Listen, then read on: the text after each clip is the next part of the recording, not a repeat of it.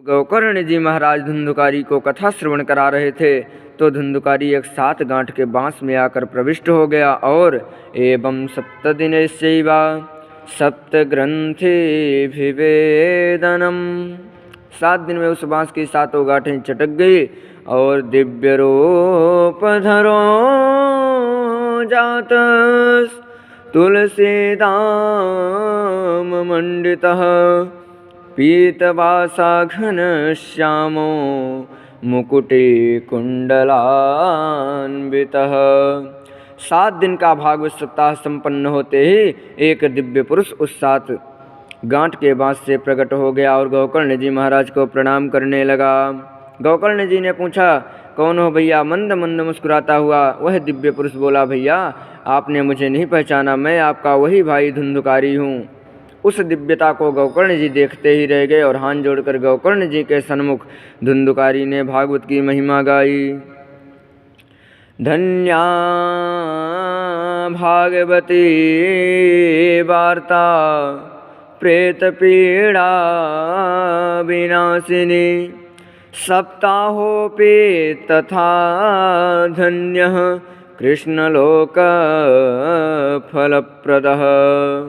धन्य है भागवत की कथा जिसने मुझ जैसे पतित प्रेतात्मा को भी परम पुनीत बना दिया। अरे सब प्रकार के पापों का भस्म करने वाली इस कथा में भला अवगाहन कौन नहीं करना चाहेगा। यह शरीर जो नाशवान है, जो भोजन करते हैं सुबह वह शाम तक बुझ जाता है, ऐसे अन्न से बनी ये काया कितने दिन तक टिकेगी। ऐसी अनित्य काया को पाकर जो नित्य शाश्वत परम तत्व को जान ले उसी मानव की मानवता सार्थक है। अन्यथा बुदबुदाइब तोयेषु मशकाइब जंतुषु।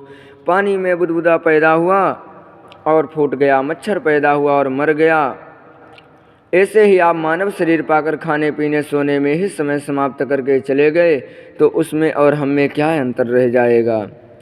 भगवान की यह मंगलमयी कथा संसार के समस्त प्रकार के पापों का प्रक्षालन करने में समर्थ है।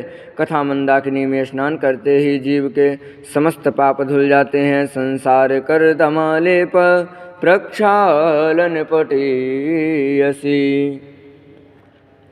सारे संसार का कीचड़ धुल जाता है। भयंकर गर्मी पड़ रही हो, लंबी यात्रा करके पसीने से आपका शरीर लथपथ हो रहा हो और धूल मिट्टी पूरे शरीर में लगी हो, लेकिन गंगा मैया में जैसे गोता मारोगे कि गर्मी का पता ही नहीं चलेगा कहाँ भाग गई और धूल मिट्टी भी सारी धुल जाएगी।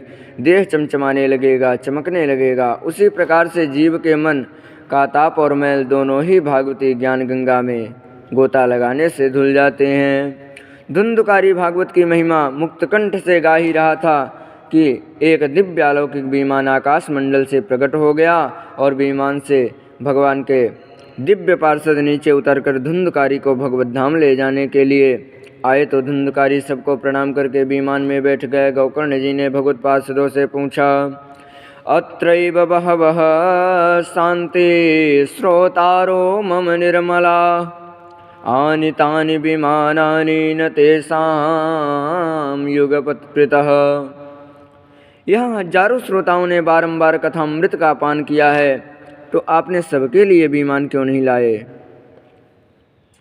एक ही विमान क्यों लाए? भगवत पार्षदों ने कहा, भैया गोकर्ण श्रवणस्य विभेदेन फलभेदोऽत्र संस्थितः श्रवणं तो कृतं सर्वेण तथा मननं कृतं फलभेदस्ततो जातो भवनादपि मानद।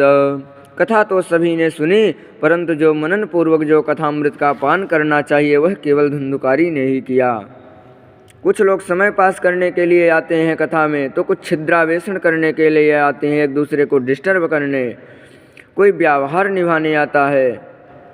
परंतु वास्तव में जो आत्म कल्याण की भावना से कथामृत करते हैं, सुनते हैं और करते हैं, निश्चित रूप से उनका कल्याण होता है। यह भावना तो केवल धुंधुकारी में थी।